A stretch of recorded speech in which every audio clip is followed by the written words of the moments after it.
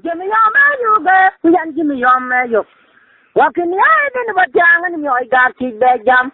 So you can be Yanni Kiramia Kumudu. You got your allied boy to mark him, Yam Loot to go in.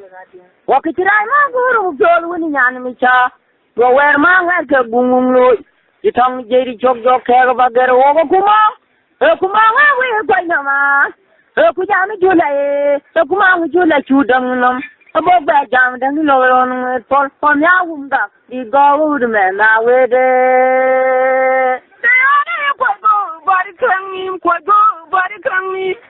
But the clanging, my man, and Yan to the area, Japina man, and Yanni Japis, and no inflow cannot do enough, and no inflow cannot do enough.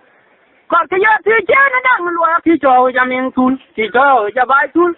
The command will come in a wound way to go like a kick on your van book, I'll do it then. Well, I'm going to take you up on me. But what one and commentary can let you. Who will go do the elephant where you had me joke to the wound you are the thing. Who has done the down at the bed in Yandio? The young sugar ben will be by. Book died to come your death. The young man didn't wear for Lord, and we went out down the one yonko.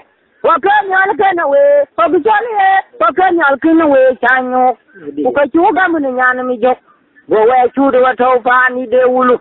One young wife of the Lord, Clay do kill by me. In one jab, my eagle will go. I say the women in the bed with it. But the young in the liver party for the young. Young Danga could move Yamia, to a level of Wauka in the Charlie Kayum Teran, the way of the vehicle we run your teacher, the way we were the vehicle of your young boy. But not to look at it, don't let in Jalaki and Yukuka. Lord, then Mobile and the Kiri. What are you correct? But don't have my king or could you? We are not getting a cool in the corner. In the thing in the minimum of warriors. Ya wunga do in Ulu. Kiano Yalo in Boliki when I'm in Chayo. And I use Yake and tell a door on the theatre. And they will in the world up. For the Lavin Moonaki, not going on my young Latu. I've been the Bungal and can go out of bar. The door you need couple one in a Kunubai and call Unto.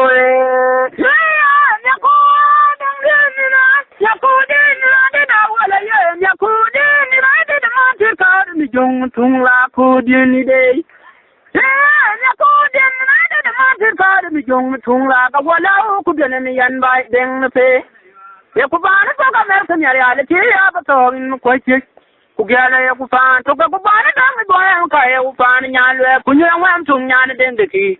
Kenyan if you're on the Unto Yan, do what I want to you could on and you reach a bend, you could on me and Jimmy Yama. What can buy? So goodbye, Moon, your way, because you should have bought the way. From the king, and your man to a corking on that door. But when your man to one to keep a green fuel long, the long go in Taiwan. Long down, I have great young queen of war, me on job.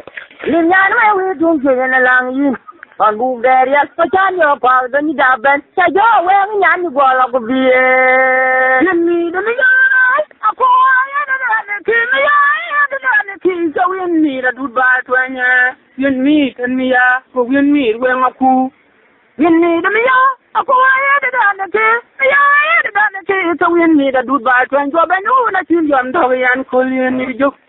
But not till I don't go when I don't look at we now, who dog failure. Who are doing Yannichol. What are the thing I say to me, Yanni, what some say? That you go back there and the Kumayo.